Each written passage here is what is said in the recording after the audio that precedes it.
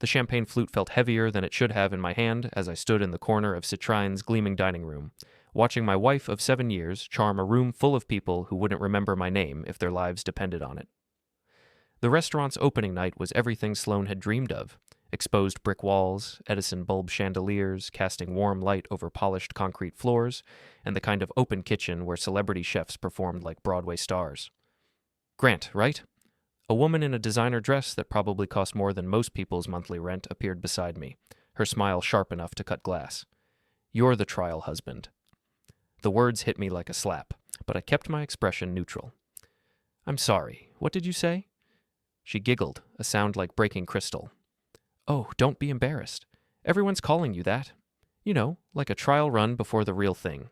Sloane's just getting her feet wet with marriage before she finds someone more suitable. I watched my wife across the room, her auburn hair catching the light as she threw her head back in laughter at something Hugo Morel, her head chef, had whispered in her ear. His hand lingered on her lower back a beat too long, and something cold settled in my stomach. Excuse me, I said to the woman, whose name I hadn't bothered to ask, and made my way through the crowd toward the bar. The bartender, a kid who couldn't have been older than 25, looked up as I approached. What can I get you, sir? Whiskey, top shelf. Make it a double. As he poured, I pulled out my phone to check the time and saw a notification from my home security app. Someone had triggered the motion sensor in our condo's kitchen 20 minutes ago. That was odd, considering both Sloane and I were here.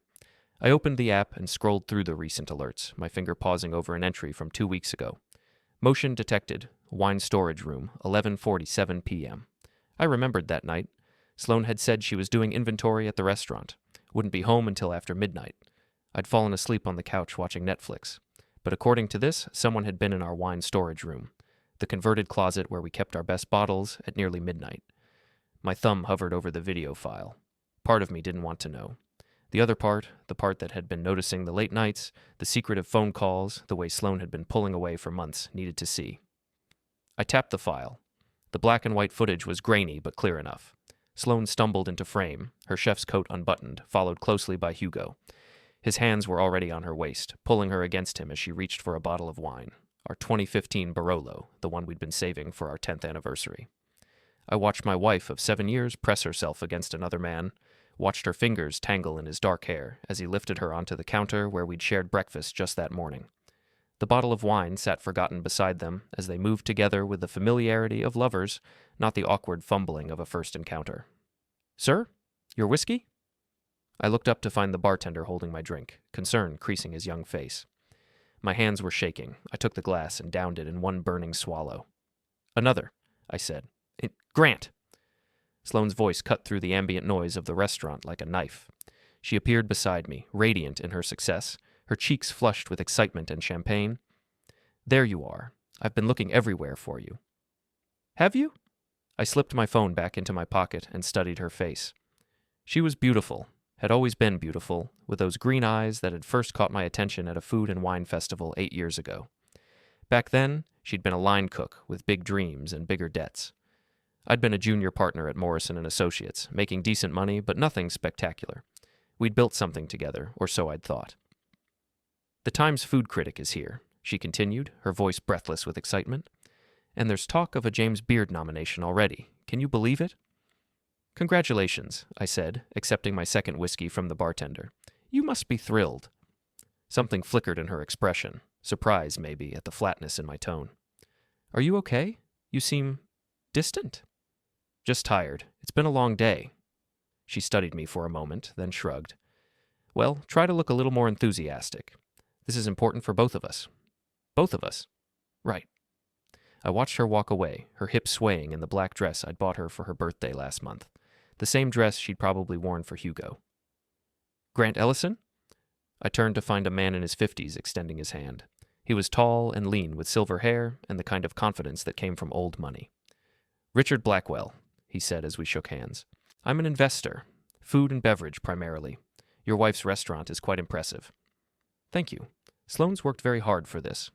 And you? What's your involvement here? Financial backing, primarily. I'm a venture capitalist at Morrison & Associates. His eyebrows rose slightly. Ah, so you're the money behind the operation. Smart investment. The food industry is booming right now, especially with the right chef at the helm. Sloane certainly knows what she's doing in the kitchen. And outside of it, I imagine? A woman like that? Well, she could go very far in this business, with the right backing, of course. There was something in his tone that made my jaw clench. What exactly are you suggesting? Oh, nothing untoward. Just that successful women in this industry often find they need to reassess their personal situations as their careers evolve. Different priorities, different social circles. It's quite common, actually. I stared at him for a long moment. Are you saying my wife is going to outgrow me? He chuckled, a sound devoid of warmth. I'm saying change is inevitable, Mr. Ellison. The wise man adapts accordingly. Before I could respond, he'd melted back into the crowd, leaving me alone with my whiskey and a growing certainty that tonight was going to end very differently than I'd anticipated. The evening wore on like a slow-motion car crash. I found myself relegated to the sidelines, watching Sloane work the room with Hugo at her side like some kind of culinary power couple. Every laugh, every touch, every shared glance between them felt like another nail in the coffin of our marriage. You look like you could use some air. I turned to find Eli Walsh, my business partner and one of the few genuine friends I had left, standing beside me. He was shorter than me by a few inches, with prematurely gray hair and the kind of sharp intelligence that made him invaluable in negotiations. That obvious? Only to someone who's known you for 15 years? What's going on? I glanced around the crowded restaurant, then nodded toward the exit. Let's step outside. The October air was crisp against my skin as we walked out onto the sidewalk. Downtown Portland buzzed with its usual Friday night energy. Couples heading to dinner, groups of friends bar hopping, the occasional homeless person asking for change, normal people living normal lives, unlike the circus I'd just escaped. Talk to me, Eli said, lighting a cigarette despite his wife's constant nagging about his health. I pulled out my phone and showed him the security footage. His expression darkened as he watched, and when it ended, he let out a low whistle. Jesus, Grant. I'm sorry. Are you? Because everyone else in there seems to think this is inevitable. The trial husband finally getting replaced by the real thing. That's what they're calling you? Among other things, I'm sure. Eli took a long drag of his cigarette, thinking. What are you going to do? I don't know. Confront her, demand answers, file for divorce? Or, Eli said slowly, you could make her regret ever thinking you were disposable. Something in his tone made me look at him more carefully. What do you mean? How much of your money is tied up in this place? All of it. $8 million in startup capital, plus I personally guaranteed the business loans. Why? A slow smile spread across Eli's face. Because, my friend, you have more power than you think. Did you read the partnership agreement before you signed it?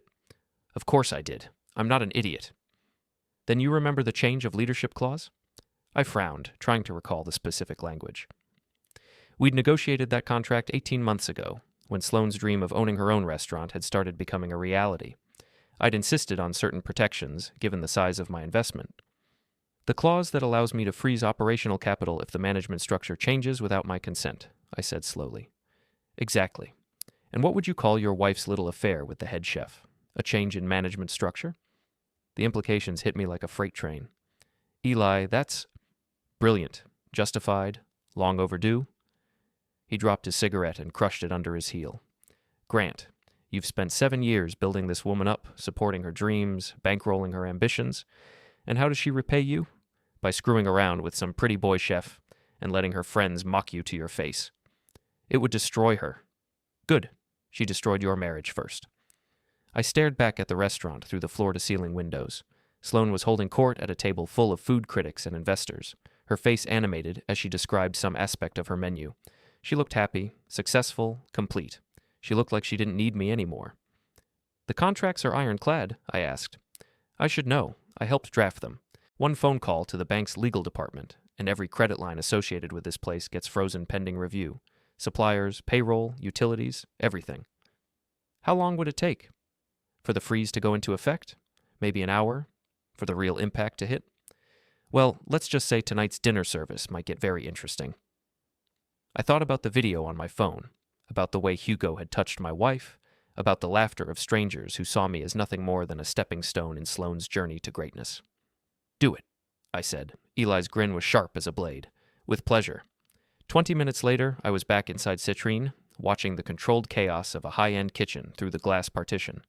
Servers moved with practiced efficiency, carrying plates of Sloane's carefully crafted dishes, to tables full of Portland's social elite. Everything looked perfect. My phone buzzed with a text from Eli. It's done. Legal says freeze goes into effect in 30 minutes. All payment systems will decline authorization. I found myself a quiet corner where I could observe without being noticed. The anticipation was almost unbearable, like waiting for a bomb to explode. Part of me wanted to stop this, to call Eli and tell him to reverse everything. But then I caught sight of Sloane laughing at something Hugo whispered in her ear, her hand resting possessively on his arm, and my resolve hardened. 28 minutes. 25. 20. At exactly 9:47 p.m., the first sign of trouble appeared. One of the servers approached the hostess station with a confused expression, holding a credit card reader. I couldn't hear the conversation, but I could see the hostess shaking her head, pointing at the screen, trying the transaction again. 10 minutes later, the confusion had spread. I watched Sloane emerge from the kitchen, her face tight with concern, as she spoke rapidly to the hostess. More servers were gathering, their voices rising as they tried to process payments for increasingly impatient customers. Excuse me, are you Grant Ellison? I turned to find a young woman with short black hair and nervous eyes. She wore the black uniform of Citrine's waitstaff. Yes. I'm Amy, one of the servers. There seems to be some kind of problem with our payment systems. The hostess said you might know something about it. I'm afraid I don't know anything about your payment systems, I said truthfully. Have you asked Sloane? She's busy, in the kitchen, with Chef Morel. Of course she was. I'm sure they'll figure it out. Amy nodded uncertainly and hurried away. I checked my watch. 10:15 p.m. The dinner rush was in full swing, and Citrine's staff was starting to panic. My phone rang. Sloane's name flashed on the screen. Grant, thank God. Where are you? At the bar. Why? We're having some kind of technical issue with our credit card processing. None of our systems are working. Can you come to the office? I need your help. I'll be right there. I made my way through the increasingly agitated crowd to the small office behind the kitchen.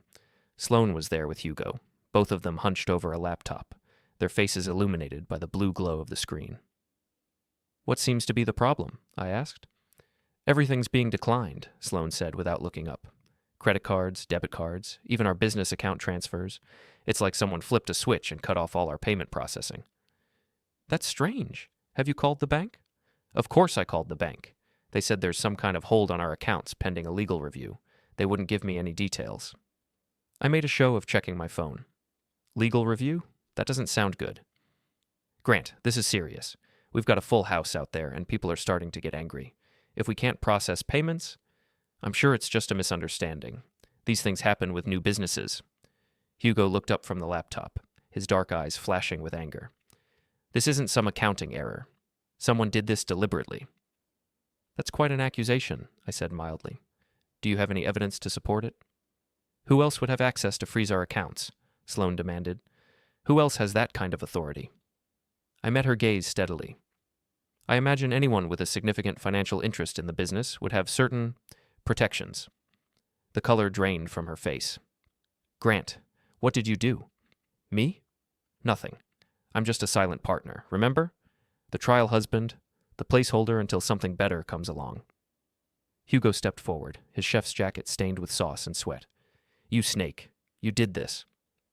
I exercised my rights under our partnership agreement. Nothing more, nothing less. What rights? Sloane's voice was barely a whisper. The change of leadership clause. When the management structure of a business changes without the primary investor's consent, I have the right to freeze operational capital pending review. The management structure hasn't changed. I pulled out my phone and showed them the security footage. Sloane's face went white as she watched herself with Hugo in our wine storage room. I'd say sleeping with your head chef constitutes a pretty significant change in management, wouldn't you? The silence in the small office was deafening, broken only by the muffled sounds of chaos from the dining room beyond. Sloane stared at my phone screen, her face cycling through a range of emotions.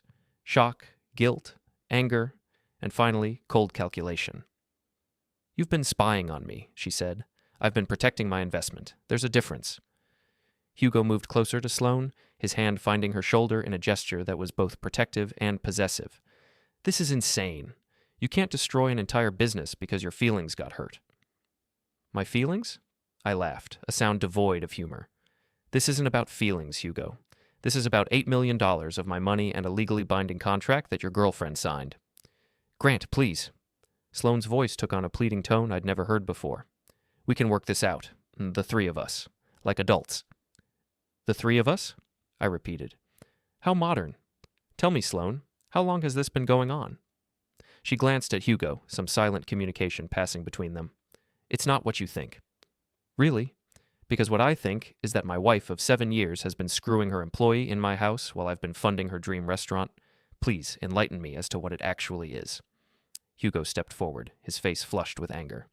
You don't deserve her. You never did. All you've ever been is a bank account with legs. The words hit harder than I expected, probably because there was some truth to them. I had been the money behind Sloane's dreams, the stable foundation that allowed her creativity to flourish, but I'd thought that made me a partner, not just a resource to be exploited. Maybe you're right, I said, but I'm a bank account with very good lawyers and ironclad contracts. So here's how this is going to work. You're going to go out there and explain to your customers why their cards aren't working. You're going to figure out how to pay your suppliers, your staff, and your utilities without access to any of the accounts I control. And you're going to do it all while I decide whether or not to press charges for breach of contract. You can't be serious, Sloane said. This will ruin everything we've built. Everything I've built. You just cooked the food. The slap came out of nowhere, Sloane's palm connecting with my cheek with a sharp crack that echoed in the small space. My head snapped to the side, and for a moment, the only sound was our collective breathing. Feel better? I asked, touching my cheek. You bastard! You self-righteous, controlling bastard. Do you think I don't know what you've been doing? Checking up on me, monitoring my every move, treating me like I'm some kind of investment portfolio instead of your wife? Well, you certainly performed like an investment, right up until you decided to diversify. Hugo stepped between us, his face dark with rage. That's enough. You want to destroy the restaurant? Fine, but leave her out of it. Leave her out of it? I laughed again. She's the one who signed the partnership agreement. She's the one who took my money and used it to build a playground for your little affair. If anyone should be left out of it, it's you. Grant. Sloane's voice was quieter now, more controlled. What do you want? Money? A bigger share of the profits? Name your price. My price? I considered the question seriously. I want you to feel what I felt tonight when that woman called me your trial husband. I want you to experience the humiliation of watching everything you've worked for crumble because someone you trusted decided you weren't worth their loyalty. I want you to know what it's like to be disposable. A knock on the office door interrupted us. Amy, the nervous server from earlier, peeked her head in. I'm sorry to interrupt, but we have a problem. Some of the customers are leaving without paying. They're saying if we can't process their cards, that's not their problem. And the kitchen is running low on several ingredients because the suppliers are demanding cash on delivery for tomorrow's orders. Sloane closed her eyes, her shoulders sagging with defeat. Tell them we'll figure something out. What should I tell the customers who are still waiting to pay? I don't know, Sloane snapped. Figure it out. Amy retreated quickly, closing the door behind her. In the silence that followed, I could hear the restaurant fading around us. Raised voices from the dining room, the clatter of dishes being cleared, the sound of chairs scraping against the floor as more customers gave up and left. This is what you wanted? Sloane asked. To watch me fail? I wanted a faithful wife and an honest partnership. Since that's apparently off the table, yes, I'll settle for watching you fail. Hugo moved toward me, his hands clenched into fists. You're going to reverse this, right now. Or what? You'll hit me? Go ahead. Assault charges would be the perfect addition to tonight's festivities. Stop it, both of you, Sloane said. She looked older suddenly, the stress and exhaustion of the evening etched into her face. Hugo, go check on the kitchen. Make sure the staff knows what's happening. I'm not leaving you alone with him. Go, please. Hugo hesitated, then leaned down to kiss her forehead, a gesture so intimate and familiar that it made my chest tight. I'll be right outside. When we were alone, Sloane sank into the chair behind the desk, her head in her hands. How did we get here, Grant? You tell me. When did you decide I wasn't enough? She was quiet for a long moment. When she looked up, her eyes were red, but tearless. Do you remember when we first met? At that wine festival in Napa? Of course. You were so confident, so sure of yourself. You knew exactly what you wanted and how to get it. I was just a line cook drowning in student loans, working 18-hour days for a chef who treated me like garbage. You represented everything I thought I wanted. Stability, security, success. And now? Now I know the difference between wanting someone and needing them. I needed you, Grant. Your money, your connections, your ability to make things happen. but I never really wanted you, not the way a wife should want her husband. The honesty was brutal, but also strangely liberating. And Hugo, do you want him? A small smile crossed her face. Yes. God help me, yes. He's passionate and creative and alive in a way that, well, in a way that you're not. I see. So this is all my fault for being boring. It's not about fault. It's about compatibility. We were never compatible, Grant. We were just convenient for each other. I stood up, straightening my jacket. Well, then I guess we're both getting what we deserve. You get your passionate chef, and I get my $8 million back. It doesn't have to be like this. We could work out some kind of arrangement. A gradual transition of ownership, maybe, or... No. The word came out harder than I intended. You made your choice when you decided to sleep with him in my house. Now you get to live with the consequences. I was halfway to the door when she called my name. Grant? I turned back. For what it's worth, I am sorry. About the way tonight went, about the things people said. You didn't deserve that. You're right, I said. I didn't. I left Citrine as it was collapsing around itself, the sounds of angry customers and panicked staff following me out onto the sidewalk. The October air felt cleaner somehow, as if I'd emerged from a toxic environment into something approaching fresh air. My phone was buzzing constantly.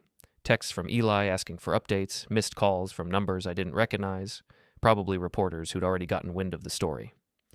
Bad news traveled fast in Portland's tight-knit restaurant scene, and the spectacular failure of one of the year's most anticipated openings would be front-page news by morning. I walked the 6 blocks to my condo, needing the time to process what had just happened. The building's doorman, Carlos, greeted me with his usual smile. Evening, Mr. Ellison. How was the big opening? Educational, I said. The elevator ride to the 15th floor felt longer than usual. When I finally walked into my home, not ours anymore, the silence was profound. Everything looked exactly as we'd left it that morning. Sloane's coffee cup in the sink, her jewelry scattered across the bathroom counter, her clothes draped over the chair in our bedroom. Our bedroom. I'd have to stop thinking of it that way. I poured myself a scotch from the bottle Sloane had given me for my last birthday and settled into my chair by the window. The city spread out below me, lights twinkling like earthbound stars. Somewhere out there, my wife was probably trying to salvage her fading restaurant while her lover comforted her. The thought should have made me angrier, but instead I felt oddly empty. My phone rang. Eli's name flashed on the screen. How did it go? He asked without preamble. Like watching a controlled demolition, very satisfying and completely devastating. Any regrets? I considered the question. Ask me tomorrow. Right now, I'm still too angry to think straight. Fair enough. Listen, I've been fielding calls all evening. Word is already out about Citrine's problems, and there are some very interested parties who want to know what happens next. What kind of interested parties? The kind with deep pockets and short memories. Restaurant failures happen all the time in this business, Grant. Prime real estate, trained staff, existing customer base. Someone's going to want to swoop in and pick up the pieces. And you think I should be that someone? I think you should consider your options. You've got $8 million tied up in that place, plus whatever the equipment and lease are worth. You could walk away and write it off as a loss, or you could restructure the whole thing under new management. New management. The phrase had a nice ring to it. What did you have in mind? Give me a few days to make some calls. There are plenty of talented chefs out there who'd eliminate for an opportunity like this. Clean slate, proven location, established infrastructure. We could have the place reopened under a new name within a month. What about Sloane and Hugo? What about them? They violated the partnership agreement. Legally, you'd be well within your rights to terminate their involvement entirely. I took a sip of scotch, letting the warmth spread through my chest. Do it. Make the calls. But I want complete control this time. No more partnerships, no more shared decision-making. If I'm going to be in the restaurant business, I'm going to do it on my terms.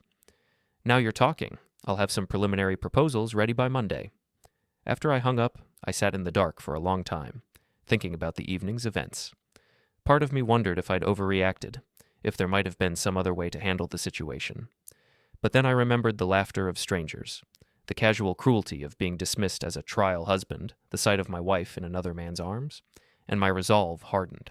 Some lines, once crossed, couldn't be uncrossed. My phone buzzed with a text message from an unknown number. This is Hugo. We need to talk. Tomorrow, 2 p.m., Pioneer Courthouse Square. Come alone. I stared at the message for a moment, then typed back, See you there. The next morning brought a flurry of activity. I woke to find 17 missed calls and 43 text messages, most from numbers I didn't recognize.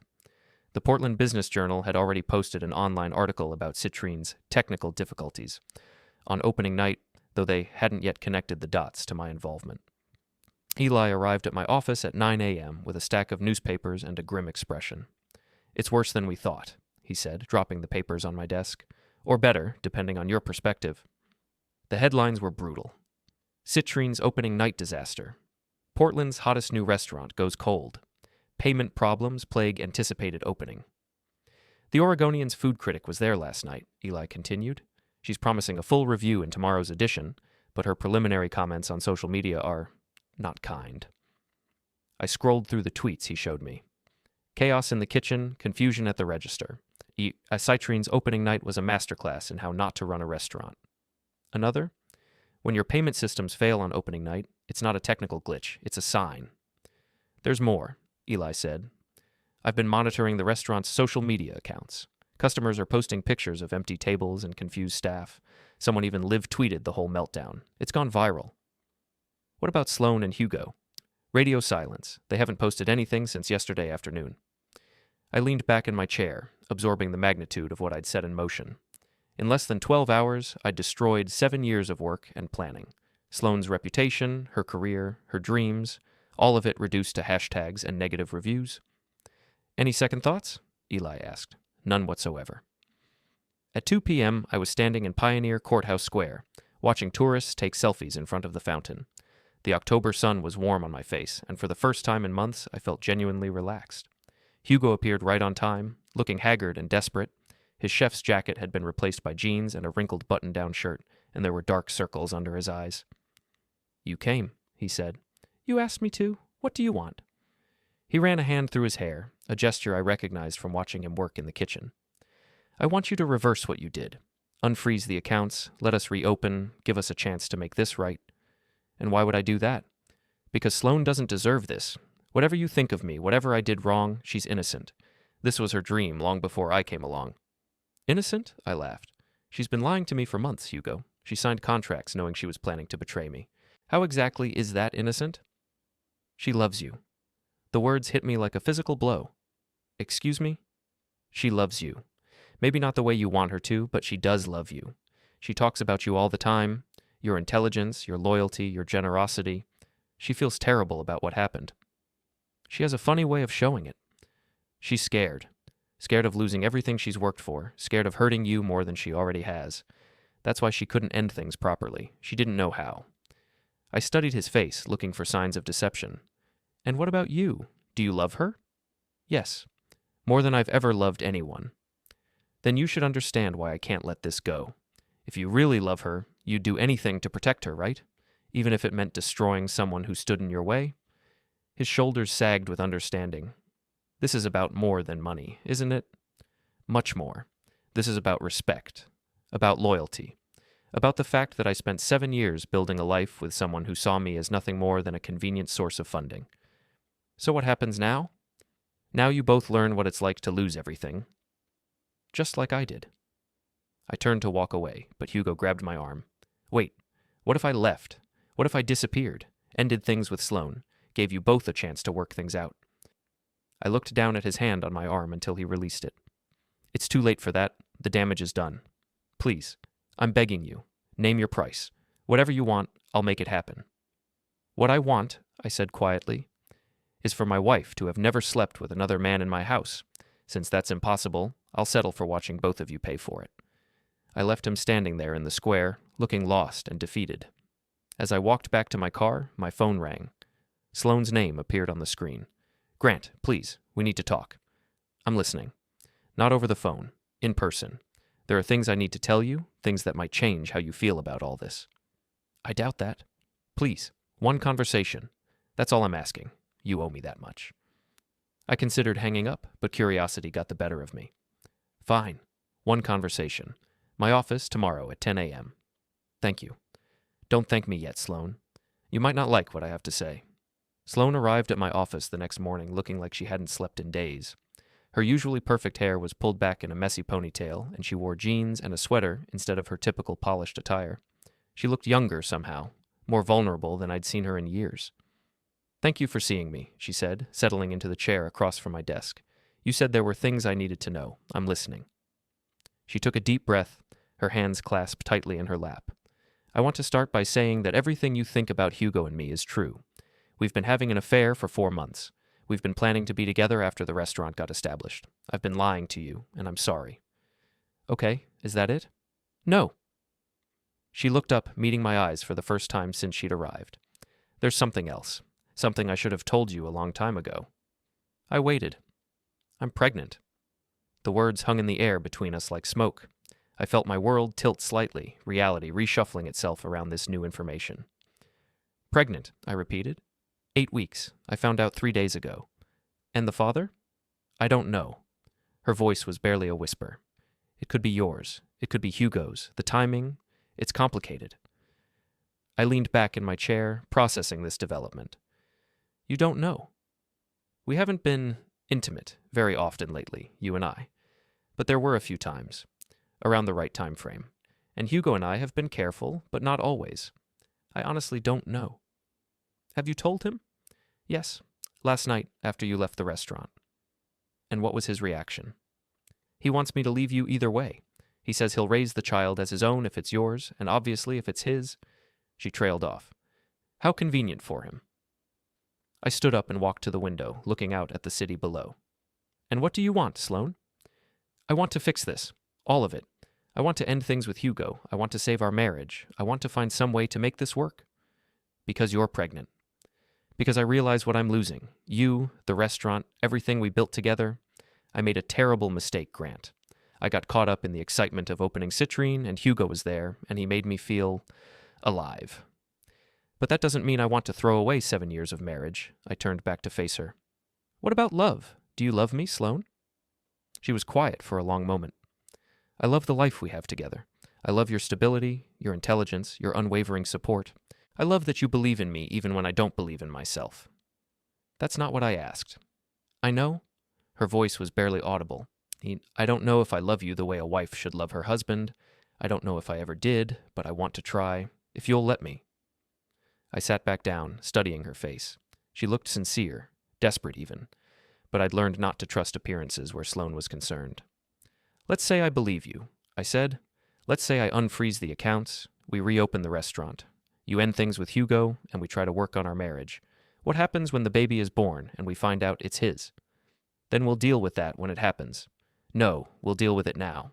If this child is Hugo's, will you be able to look at it every day and not think about him? Will you be able to raise another man's child with me and not resent me for not being its father?" She didn't answer immediately, which was answer enough. "I thought so." I pulled out my phone and showed her the screen. "I've been getting calls all morning from reporters wanting to know about Citrine's financial problems. So far, I haven't returned any of them, but that could change." "What are you saying?" "I'm saying your reputation is hanging by a thread. One interview with the right journalist, one leaked document showing your breach of our partnership agreement, and you'll never work in this city again. Maybe anywhere." "You wouldn't." "Try me." Her composure finally cracked, tears spilling down her cheeks. "What do you want from me? I've apologized, I've offered to make things right, I've told you about the baby. What more can I do? You can accept that some things can't be fixed.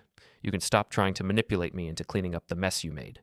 And you can live with the consequences of your choices. So that's it? You're just going to destroy everything out of spite?" "Not spite. Justice. You wanted to treat me like I was disposable? Fine. Now you get to find out what it feels like to be disposed of." She stood up abruptly, anger replacing tears. "You know what? Maybe Hugo was right. Maybe you are exactly what he said you were. A cold, controlling man who thinks money can buy loyalty. I tried to love you, Grant. I really did, but you never made it easy." "I never made it easy." I laughed. "I supported your career. I funded your dreams. I gave you everything you said you wanted. What more could I have done? You could have been passionate about something other than profit margins. You could have taken risks, shown emotion, been spontaneous. You could have been someone worth loving instead of just someone useful to have around." The words stung because they contained enough truth to hurt. "Well, now you don't have to settle for useful anymore. You can have all the passion you want. I hope it keeps you warm when you're sleeping in your car." She stared at me for a long moment, her face cycling through emotions I couldn't read. Finally, she turned toward the door. For what it's worth, she said without looking back, I hope the baby is yours, because if it's Hugo's, you'll spend the rest of your life wondering what kind of father you might have been. The door closed behind her with a soft click, leaving me alone with the implications of what she'd said. I sat there for a long time, staring at the space where she'd been, trying to feel something other than the cold satisfaction that had been sustaining me since Friday night. My phone rang. Eli's name flashed on the screen. How did it go? He asked. She's pregnant. Silence on the other end of the line. Then, shit. My thoughts, exactly. Does that change anything? I considered the question. Did it? The child might be mine, which would complicate any divorce proceedings, or it might be Hugo's, which would make their betrayal even more complete. Either way, it didn't change what they'd done or how they'd made me feel. No, I said finally. It doesn't change anything. Good, because I've got news. 3 different restaurant groups have expressed interest in taking over the Citrine lease. All of them are offering premium rates, and none of them want to keep the existing staff. Meaning Sloane and Hugo would be out entirely. Completely. Clean slate, new concept, fresh start. You'd recoup your entire investment plus a significant profit. I thought about Sloane's tears, about her desperate attempts to salvage something from the wreckage of her dreams. I thought about Hugo's plea in the square, about the baby that might or might not be mine, about 7 years of marriage that had apparently been built on convenience rather than love. Set up the meetings, I said. Let's see what they have to offer. Already done. First one is tomorrow at 2 p.m. After I hung up, I walked back to the window and looked out at the city. Somewhere out there, Sloane was probably telling Hugo about our conversation. They were probably making plans, trying to figure out how to rebuild their lives from the ashes of what I'd destroyed. I should have felt guilty. I should have felt some remorse for what I was putting them through. Instead, I felt nothing but cold satisfaction and the absolute certainty that I was doing exactly what needed to be done. Some betrayals were unforgivable. Some wounds were too deep to heal. And some people needed to learn that actions had consequences, even when those consequences were devastating, especially then. 6 months later, I stood in the same space that had once been Citrine, watching the final preparations for the grand opening of Meridian, Portland's newest culinary sensation. The restaurant looked nothing like Sloane's vision. Gone were the exposed brick and Edison bulbs, replaced by sleek modern lines and sophisticated lighting that made the space feel both intimate and expansive. The new head chef, Isabella Rodriguez, was a James Beard Award winner I'd poached from a restaurant in San Francisco. She was everything Sloane had tried to be: innovative, professional, and completely focused on the food rather than the drama. More importantly, she was single, dedicated to her craft, and had no interest in mixing business with pleasure. Mr. Ellison? Isabella appeared beside me, her chef's coat pristine white and perfectly pressed. The food critics from the Times and the Journal have arrived. Are you ready for the tasting? Absolutely. How are you feeling? Confident. The menu is solid, the staff is well trained, and the kitchen is running like clockwork. This is going to be special. She was right. In the 6 months since I'd acquired full control of the space, we'd transformed it into something extraordinary. The reviews had already started coming in from the soft opening events, and they were universally positive. Meridian was being hailed as the restaurant Citrine should have been. As I watched the evening service begin, my phone buzzed with a text message. I almost ignored it, but something made me check the screen. It was from Sloane. Congratulations on tonight. I saw the preview in the Journal. I hope you get everything you wanted. I stared at the message for a long moment, then deleted it without responding. I'd heard through mutual acquaintances that she'd moved to Seattle after the baby was born, a daughter with Hugo's dark hair and eyes, which had answered the paternity question definitively. They were working at a small bistro in Capitol Hill, struggling to make ends meet and rebuild their reputations. The restaurant industry had a long memory, and Sloane's name was still associated with failure and scandal. Hugo had tried to contact me once, about 3 months ago, asking if I'd be willing to provide a reference for a job he was applying for. I'd let the call go to voicemail and never responded. Some bridges, once burned, were meant to stay that way. Grant! Eli appeared beside me, his face flushed with excitement. The Times critic just ordered her 3rd course. I think she's actually smiling. Good. What about the Journal? He's been taking notes nonstop. This is it, my friend. This is the night that makes everything worth it. I nodded, but my attention was drawn to the kitchen, where Isabella was orchestrating the controlled chaos of a high-end restaurant in full swing. Her team moved with precision and purpose, every action calculated and deliberate. It was beautiful to watch, a perfect machine operating at peak efficiency.